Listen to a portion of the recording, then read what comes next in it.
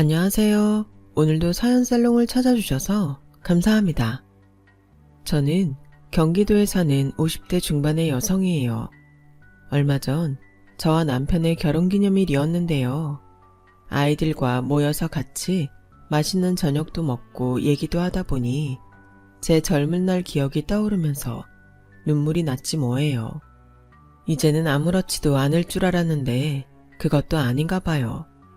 저는 3남매 중 둘째로 태어났어요. 위로 언니에 아래로 남동생이 있어서 항상 중간에 끼어 살았어요. 신기하게도 저는 많이 노력하지 않아도 늘 성적이 상위권이었어요. 이모들은 그런 저를 보고 형제 중에 유일하게 엄마를 닮아서 머리가 좋은 거라고 하셨죠. 아버지는 경찰이었어요.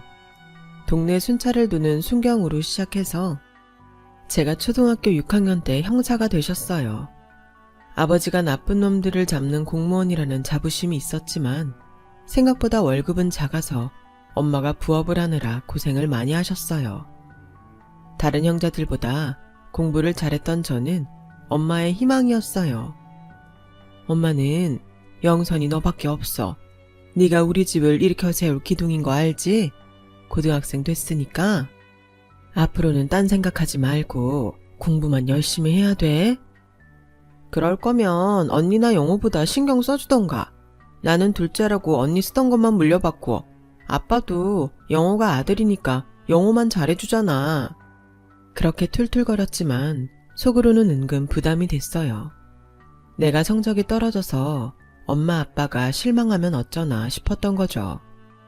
고등학교 들어가서 첫 중간고사 때 반에서 2등을 했어요.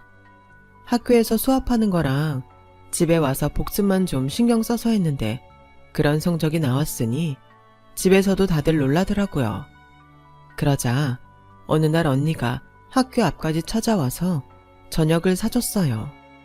보충 수업을 하느라 밤 10시까지 학교에 있는 날이었죠. 영선이 너 둘째라서 엄마 아빠가 관심 안 준다고 불만 많지? 그 관심 이제부터 내가 줄게. 이래봬도 언니 대학생이잖아. 알바해서 용돈도 충분하니까 가끔 밥도 사고 학원비도 줄게. 말이라도 고맙네 뭐. 섭섭한 건 사실이지만 괜찮아. 그래도 요새는 엄마가 신경 많이 써줘서 많이 풀렸어. 남동생도 제가 공부하는데 신경 쓰일까봐 거실에서 TV도 안 보겠다더군요. 모두들 저한테 거는 기대가 크다는 게 피부로 느껴졌어요. 저도 가족들을 실망시키고 싶지 않았기 때문에 그때까지 하던 것과는 다르게 집중해서 공부했죠. 아침에도 다른 애들보다 30분 일찍 가서 공부하고 자율학습이 없는 날에는 영어 수학학원에 가서 공부를 했어요. 집에 와서도 새벽 1시 반까지는 문제도 풀고 예습도 했고요. 저는 금세 전교 5등 안에 들게 되었고 그때부터 3학년 때까지 담임선생님들은 저를 특별 관리하며 신경을 쓰셨어요. 아버지는 제가 법대에 가서 검사나 변호사가 되기를 바라셨어요. 내가 일하면서 진짜 부러운 사람들이 검사거든. 우리 딸이 그런 사람이 되면 맨날 큰 소리 치고 다닐 거다. 그런 소리 말아요. 맨날 영어만 감싸던 사람이 이제 와서 딸내미 인생에 간섭하려고 그래? 영선아, 돈 잘 버는 게 최고야. 돈 잘 버는 과로 가. 뭐냐, 경제 이런 거. 무슨 소리야. 검사 됐다가 변호사 개업하면 돈을 얼마나 많이 버는데. 부모님은 매일 티격태격 하셨고 저는 고민 끝에 경제학과에 가기로 했어요. 저는 법이 딱딱하다고 생각했고 법률을 놓고 다투는 것도 잘 못할 것 같았거든요. 제가 명문대 경제학과에 합격하자 엄마는 너무 좋아서 동네 잔치를 하셨어요. 하루 종일 집 문을 열어놓고 떡이며 국수며 잡채며 고기까지 엄청나게 음식을 만들어서 지나가는 사람들한테 다 나눠주셨어요. 아버지도 경찰서 동료들에게 술을 사셨다더라고요. 영선아, 진짜 고맙다. 아빠를 이렇게 으쓱하게 만들어줘서 너무 고마워. 검사 변호사 아니면 어떠냐? 내 딸이 명문대 경제학과에 합격했는데 라며 저한테 용돈을 두둑하게 주셨어요. 언니와 남동생도 저한테 선물을 사주며 축하해줬고요. 그렇게 저의 대학 생활은 모두의 박수를 받으며 시작됐어요. 학교 생활은 재밌었어요. 그때까지는 몰랐던 자유로움도 느꼈고 미팅, 소개팅도 많이 했어요. 그러다가 대학교 2학년 때 좋아하는 남자를 만나게 됐어요. 친구 소개로 만났는데 저희 학교만큼은 아니었지만 괜찮은 대학에 다니고 있었고 군 제대를 하고 복학을 앞둔 사람이었죠. 저 다음에 또 만나줄 거죠? 원래 소개팅은 한 번 더 만나는 게 예의라고 하는데 저는 예의 말고 진심이거든요. 다음 주 시간 어때요? 라며 적극적으로 다가왔어요. 저는 얼굴도 괜찮고 키도 큰 그 사람한테 호감을 느꼈고 좋다고 했어요. 그때부터 저는 대학 내내 그 사람과 사귀었어요. 남친이 가끔 제 알바도 소개해줬기 때문에 용돈을 받지 않아도 충분했어요. 학점도 떨어지지 않게 관리를 잘했기 때문에 장학금도 받았고요. 남친은 어릴 때부터 강남에서 자란 부잣집 아들이었어요. 강북 변두리에 살았던 저는 그런 남친이 부러울 때도 있었고 가끔 문화적 차이를 느끼기도 했어요. 아버지가 의사이고 어머니는 성악을 전공했다는데 부모님이 해외여행을 가신다는 얘기를 할 때마다 저희 엄마 아빠가 떠올랐어요. 평생 우리 키우느라 고생만 하시고 제대로 누려보지 못하고 사셨는데 저렇게 편하게 사는 사람들도 있구나 하고 좀 자격지심이 들 때도 있었죠. 그렇기 때문에 남친과 결혼은 어려울 거라고 생각하고 있었어요. 저도 그런 생활을 해보고 싶은 마음이 있었지만 어쩐지 저하고는 안 맞을 것 같기도 했었거든요. 하지만 남친은 제가 대학을 졸업하고 회사에 들어가자 바로 저한테 결혼을 하자고 프로포즈를 하더라고요. 남친은 유명한 과학연구단지에서 일하고 있었어요. 너 졸업하는 것만 기다렸어. 우리 진짜 잘 통하잖아. 마음도 잘 맞고. 어디서 또 이런 사람 만나겠나 싶어. 오빠 같은 집안이면 비슷한 집안끼리 선도 많이 본다던데 왜 굳이 나하고 결혼하려고 해? 부모님이 뭐라고 하지 않아? 내가 결혼하는 거지. 우리 엄마 아빠가 하는 거 아니잖아. 넌 무슨 젊은 애가 노인네 같은 소리만 하냐? 혹시 나 말고 딴 남자 있어? 그런 게 아니고 난 현실적인 걸 말하는 거야. 아무래도 우리 집이 딸리니까 이런저런 생각 안 할 수가 없잖아. 걱정하지 마. 내가 결혼하겠다는데 누가 뭐라고 해. 너 나 싫은 거 아니면 됐어. 결혼하자. 라며 밀어붙였고 저도 남친과 헤어지고 싶지 않았기 때문에 프로포즈를 받아들였어요. 저와 남친은 각자 자기 집에 결혼 얘기를 하기로 했어요. 저희 집은 조금 부담스러워하는 분위기였어요. 언니가 결혼한 지 얼마 안 돼서 경제적인 문제도 좀 있었지만 그것보다는 남자 집이 너무 잘 사는 게 걸렸던 거죠. 물론 네가 승훈이하고 오래 사귄 것도 알고 승훈이가 착하고 좋은 애라는 거 엄마 아빠도 잘 알지. 근데 결혼은 다른 문제야. 걔네 집이 좀 잘 사니? 물론 네가 부잣집에 가서 편하게 잘 살면 좋지만 우리 집하고 너무 차이가 나잖아. 승훈이네 집에서 찬성을 한다고 해도 네가 너무 꿀리는 결혼은 안 했으면 좋겠다. 결혼은 네 언니처럼 평범하고 자기 능력으로 먹고 사는 사람하고 하는 게 나아. 나도 그런 거 다 생각해 봤어. 근데 오빠도 나 많이 좋아하고 나도 그래. 오빠 나랑 헤어질 생각 없대. 우리 생각은 확고해. 그러니까 엄마도 아빠도 그냥 응원해주면 안 돼? 라고 하자 엄마 아빠는 할 수 없이 허락을 했어요. 하지만 예상했던 대로 남친 집은 쉽지 않았어요. 특히 남친 어머니 반대가 엄청나게 심했죠. 제가 인사를 드리러 가기도 전에 남친은 거의 집에서 쫓겨나다시피 했고 저는 친구 자취방으로 피신 간 남친을 만나서 인사드리러 가는 걸 좀 늦추자고 했어요. 내가 다음 주까지는 어떻게든 허락을 맡을게. 너무 걱정하지 마. 엄마도 영선이 너 보면 마음 달라지실 거야. 우리가 진심을 보여주면 통하게 돼 있어. 남친은 좀 유약하긴 해도 순수하고 좀 소년 같은 데가 있는 게 장점이었지만 저희 결혼 문제에 있어서 그러는 건 위험하다는 걸 그때는 몰랐어요. 하지만 남친이 말한 기한이 오기도 전에 남자 어머니는 회사로 절 찾아왔어요. 같은 부서 직원들과 식사를 하려고 1층에 내려갔는데 로비에서 저를 기다리고 있더라고요. 남자 어머니는 제 사원증을 확인하더니 아가씨가 박영선 맞네.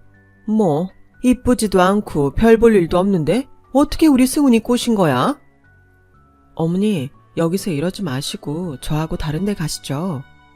이거 안 놔? 누구더러 어머니래? 이것들 보세요. 이 여자 완전 꽃뱀이에요. 순진하고 착한 내 아들 꼬셔서 집 나가게 하고 부모 자식 사이 갈라놨다고. 너 당장 내 아들한테서 떨어져. 안 그럼 나 진짜 가만 안 있어. 여기 사장 내가 직접 만날 거야. 내가 못할 줄 알아? 내 남편이 강남에서 부자들만 상대하는 의사야. 라더니 제 머리채를 잡아당겨서 저를 바닥에 쓰러뜨렸어요. 너무 놀란 동료 직원들이 저를 일으켜 세우려고 하자 남자 어머니는 다시 저한테 달려들어 머리채를 막 흔들었어요. 너 대답해. 대답 안 해? 내 아들한테서 떨어지라고. 사람들은 겨우 남자 어머니를 저한테서 떼어놓았고 곧 경비원이 와서 그분을 데리고 나갔어요. 하지만 저는 이미 있는 창피 없는 창피 다 당한 후였죠. 남자는 제 얘기를 듣더니 계속 미안하다고만 했어요. 나는 진짜 엄마가 찾아갈 줄 모르고 회사 이름 얘기했지. 네가 이렇게 좋은 회사 다니니까 안심하라는 뜻으로 한 건데 이럴 줄은 몰랐어. 많이 놀랐지? 어떡해. 내가 다시 엄마한테 말 잘할게. 저는 당장이라도 그만두고 싶다는 말이 목구멍까지 차올랐지만 너무 감정적일 때 중요한 일을 결정하는 건 아닌 것 같아서 꾹 참았어요. 남친이 뭐라고 얘기했는지는 몰라도 이제 괜찮다며 저를 안심시키더군요. 저는 그 말을 믿고 싶었고 또 믿었어요. 그런데 일주일쯤 지나서 이번엔 회사로 전화를 해서 저를 불러냈어요. 제가 퇴근 후에 만나겠다고 했더니 막무가내로 당장 나오라는 거였어요. 저는 어쩔 수 없이 상사한테 집안에 중요한 일이 생겼다고 사정해서 겨우 회사를 나왔어요. 회사 근처에 있는 호텔 커피숍에서 절 기다리던 남친 어머니는 제가 나타나자마자 컵을 들어서 제 얼굴에 물을 확 부었어요. 그러더니 봉투를 탁자 위에 던지며 자리에서 일어나더군요. 500만 원이야. 더 필요하면 더 줄게. 너는 그것만 받아도 감지덕지잖아. 네가 우리 아들 붙잡고 안 놔주면 몇 억이라도 줄 줄 알았어? 우리 그렇게 만만한 집 아니야? 내 아들 곱게 키워서 우리 집처럼 편안하고 정상적인 집 여자 만나라고 내가 얼마나 정성을 들였는데 감히 너 따위가 중간에서 내 아들을 가로채려고 해? 세상에, 집안이 거지 같으면 본인이 변호사나 검사, 의사 이런 사자라도 붙어야지. 내가 살다 정말 별꼴을 다 보네. 라더니 바로 나가버리더군요.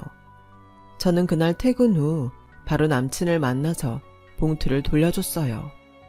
나 이런 거 바라고 오빠 만나는 거 아니고 팔자 펴보겠다고 결혼한다는 거 아니야.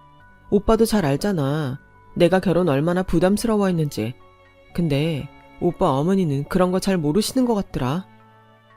내가 아무리 얘기해도 엄마가 안 믿으셔. 그게 다 나를 꼬여내려고 그런 식으로 말하는 거라고. 난 아무리 힘들어도 오빠만 괜찮다면 좀 더 참아볼 수 있어. 라는데 오빠가 전과 다르게 고개를 숙인 채 우물쭈물 하더라고요. 엄마가 내 월급 통장 빼앗아 가셨어. 내 차키도 가져가 버리고 나도 지금 할 수 있는 게 아무것도 없다. 남친은 처음으로 제 앞에서 무기력한 모습을 보였어요. 저한테 전처럼 똑부러진 말 한마디 못하고 그냥 돌아서는데 처음으로 남친의 심성을 의심하게 되더군요. 그리고 정말 끔찍한 일이 터졌어요. 남자 어머니가 아빠가 있는 경찰서를 찾아가서 나이 다 먹도록 승진도 못하고 무궁화도 못단 말단 형사가 감히 의사집 아들을 사위로 넘봐? 이것들이 가만 보니 가족 사기단이야. 당장 내 앞에서 꽃뱀 딸내미 단속 잘하겠다고 각서 안 쓰면 내가 경찰서장이 아니라 경찰청장까지 찾아갈 테니까 그렇게 알아! 라며 난리를 쳤다는 거였어요. 아빠는 핏기 없는 얼굴로 제 손을 잡으며 영선아, 아빠는 무슨 소리 들어도 괜찮은데 널 모욕하는 건 참을 수 없다. 그 자리에서 고소하고 싶었는데 그랬다가 너한테 또 무슨 짓을 할지 몰라 참았어. 그만 이쯤에서 정리해라. 난 네가 마음고생하는 거 보고 싶지 않다. 라고 하셨고 저는 혼자 결정할 일이 아니라 남친에게 전화를 했어요. 그런데 그날 밤 늦게까지 수십 통을 하는데도 전화를 받지 않더라고요. 어쩔 수 없이 늦은 시간에 남친이 있던 친구 자취방을 찾아갔어요. 승훈이 며칠 전에 집에 들어갔는데 몰랐어요. 걔 돈 없으면 못 사는 애예요. 근데 엄마가 그걸 다 끊어버렸으니 자기도 못 참는 거죠. 솔직히 제 친구라 바른 말 못했는데 헤어지는 게 나아요. 내 친구지만 너무 어린 데가 있어서 결국 지 엄마 뜻 못 거스를 거예요. 저는 정말 맥이 탁 풀렸어요. 그렇게 저한테 무너지지 말고 끝까지 가자고 하더니 차 뺏기고 통장 뺏기니 바로 엄마 말대로 하겠다며 집에 들어갈 줄 몰랐거든요. 저는 마지막으로 뭐라고 하는지 한마디라도 들어야 됐어요. 그래서 끈질기게 연락을 했고 결국 거의 한 달 만에 남자를 만났어요. 내가 연락 안 받으면 끝난 줄 아는 거 아니었어? 이렇게 굳이 보려고 하는 이유가 뭐야? 오빠가 언제 끝내자는 말 했어? 맺고 끊는 게 분명해야지. 그런 거야. 둘 다 껄끄럽지 않을 때나 하는 거지. 그래 끝내자. 됐지? 오빠 정말 마지막에 이렇게밖에 못해? 나도 할 만큼 했잖아. 그런데 안 되는 걸 어떡해. 나 이번에 알았는데 난 압구정동 벗어나선 못 살겠더라. 그래서 너랑도 자신이 없어졌고 내가 너무 쉽게 생각했나 봐. 라더니 저를 제대로 쳐다보지도 않고 도망치듯 가버리더군요. 저는 너무 충격을 받아서 한 달 넘게 밥도 제대로 못 먹었어요. 먹는 게 없이 일만 했더니 몸에 무리가 왔는지 결국은 업무 중 쓰러졌고 응급실로 실려가게 됐죠. 정신을 차렸을 때 옆에서 울고 있는 아빠 엄마를 보며 저는 결심을 했어요. 제가 대학 시험을 보기 전 법대에 가서 검사 변호사가 됐으면 좋겠다던 아빠의 말씀이 떠올랐거든요. 저는 정말 그래야 되겠다고 마음먹었어요. 변호사 검사가 뭐 그렇게 대단한 건지 내가 한번 해봐야겠다고요. 6개월 정도는 회사 일을 하면서 새벽까지 공부를 했죠. 그랬더니 언니가 도와주겠다면서 회사를 그만두라고 하더군요. 너라면 꼭 사법고시 붙을 거라고 믿어. 그러니까 나중에 변호사든 검사든 돼서 갚아. 지금은 공부만 해. 안 그러면 너 몸 상해서 시험 보기도 전에 병나. 고마워 언니. 내가 진짜 꼭 붙어서 우리 집 기둥 역할 할게. 언니는 제가 이미 집의 기둥이라고 했고 다른 가족들도 그렇게 말했어요. 그 후 저는 가족들의 응원 덕에 2년 반 만에 사법고시에 합격했고 사법연수원도 괜찮은 성적으로 마쳤어요. 저는 대학 선배의 연결로 회사 합병 관련 소송을 많이 하는 변호사 사무실에 들어가게 됐어요. 제가 경제학과를 나왔기 때문에 그쪽 관련해서 다른 사람들보다 잘할 거라고 생각한 것 같았어요. 저도 그 기대를 저버리지 않기 위해 며칠 밤을 새우며 첫 소송을 열심히 했고 그 결과 승소할 수 있었어요. 정말 보람 있었고 제 스펙에도 큰 도움이 됐죠. 저는 3년간 그 사무실에서 일을 하며 제 승률을 쌓아갔어요. 그러다가 제가 소송을 맡았던 어느 회사의 임원과 사귀게 됐고 결혼을 약속하게 됐죠. 이전에 집안 때문에 험한 꼴을 본 상처가 있었기 때문에 조심스러웠는데 남자는 자기도 평범한 집에서 자랐다며 저를 안심시켰어요. 저희 부모님은 새벽 시장에서 과일 팔면서 저 키우셨어요. 우리 집보다는 영선 씨 집안이 더 좋을 것 같은데요.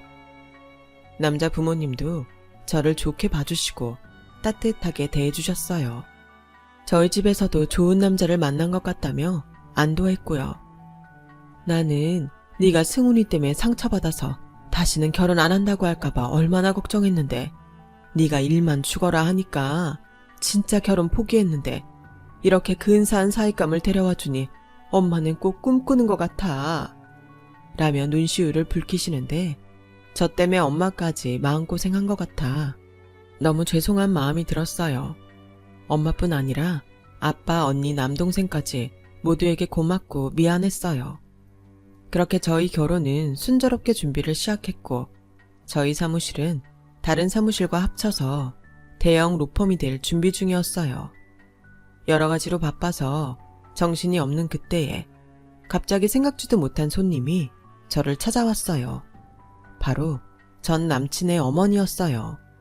그 사람 어머니는 제 머리끄댕이를 잡고 할 말 못할 말 했던 사람이었다고는 믿기지 않을 만큼 불쌍해 보일 정도로 제 앞에서 두 손을 모으고 있었어요.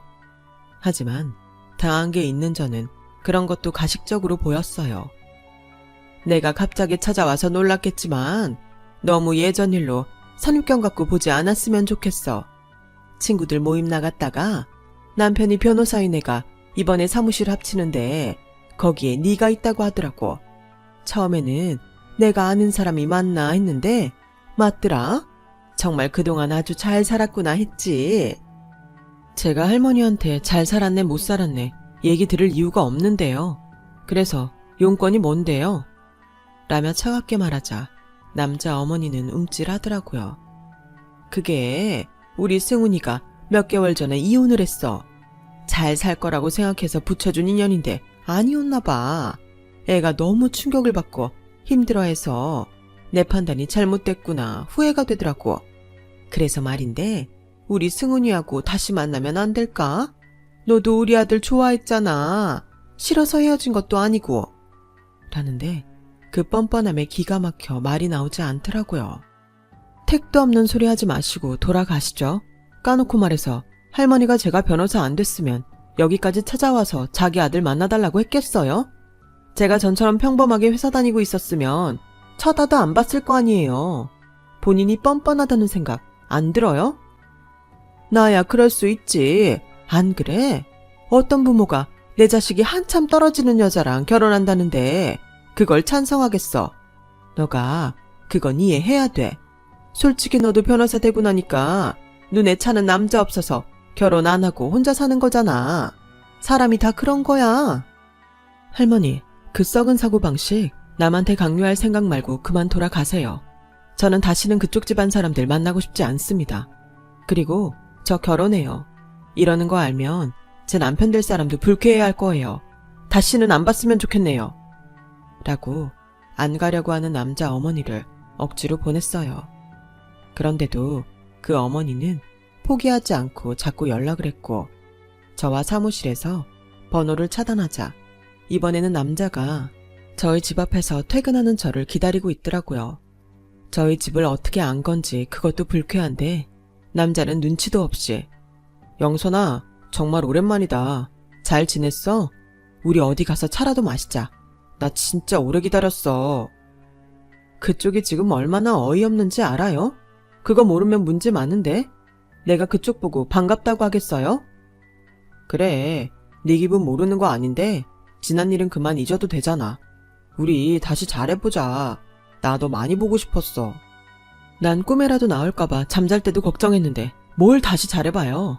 그리고 이젠 암남인데 반말은 하지 마시죠. 너 정말 많이 화났구나. 우리 이러지 말고 대화로 풀자. 라며 제 손을 잡는데 너무 열이 받아서 그 사람을 확 밀쳤어요. 근데 그때 저희 집에서 누가 나오며 남자한테 물을 확 쏟아붓더라고요. 보니까 엄마였어요. 엄마는 마당에 나왔다가 남자가 하는 얘기를 듣고 화가 나서 양동이 가득 물을 받아 물세례를 퍼부었던 거였죠. 이런 천하의 뻔뻔한 인간들을 봤나? 너네는 어떻게 생겨먹었길래 그따위냐? 우리 영선이한테 그렇게 상처를 줘놓고 이제 와서 뭐가 어째? 이제야 좋은 사람 만나서 백년가약 맺으려는 우리 딸 앞길을 막아도 유분수지? 너 오늘 내 손에 죽어봐! 라며 남자한테 달려드는 걸 제가 겨우 막았어요. 아니, 아무리 그래도 이렇게 사람한테 물세례를 퍼붓는 게 어딨어요? 이거 정말 너무하는 거 아니에요? 너무해? 뭐가 너무해? 네 엄마는 우리 딸 회사 가서 머리채 잡고 호텔 커피숍에서 얼굴에 물 끼얹었어. 네가 당해보니까 어떠냐? 너도 나한테 머리채 잡혀볼 거야? 엄마, 그만해. 이러면 엄마만 손해야. 우리가 못하러 저런 인간 말종들하고 똑같은 사람 돼야 돼.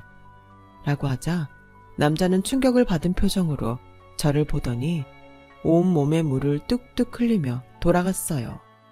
저는 이 일을 결혼할 남자와 사무실에 얘기했고 그 남자와 어머니가 다시는 나한테 접근하지 못하도록 조치를 취해줬어요. 전 남친은 저와 헤어지고 1년 있다가 결혼을 했지만 3년 정도 산 후에 여자가 못 살겠다며 이혼 요구를 했다더군요. 게다가 그 사람 아버지 병원도 의료사고가 나는 바람에 나쁜 소문이 퍼져서 환자가 많이 줄었다고 해요. 그러다 보니 그 어머니는 자기 아들한테 좋은 여자를 소개시켜 줄 수 없었다고 하네요. 그렇다고 자기가 그렇게 모욕을 줬던 저한테 올 생각을 하다니 상식적으로 이해가 되지 않았어요. 저는 그 후 많은 사람들의 축복 속에 결혼을 했고 아들 둘을 낳고 지금까지 행복하게 잘 살고 있답니다. 제 얘기는 여기까지예요. 들어주신 여러분, 다들 좋은 일만 있길 바랄게요. 포기하지 않고 내 인생을 살다 보면 언젠가 꼭 좋은 일이 있다는 걸 제가 경험했기 때문에 여러분도 그럴 거라 믿어요. 좋은 하루 되세요. 여러분, 사연 댓글에 응원과 현명한 조언 부탁드려요. 좋아요와 구독은 저에게 큰 힘이 됩니다. 오늘도 좋은 일 가득하세요.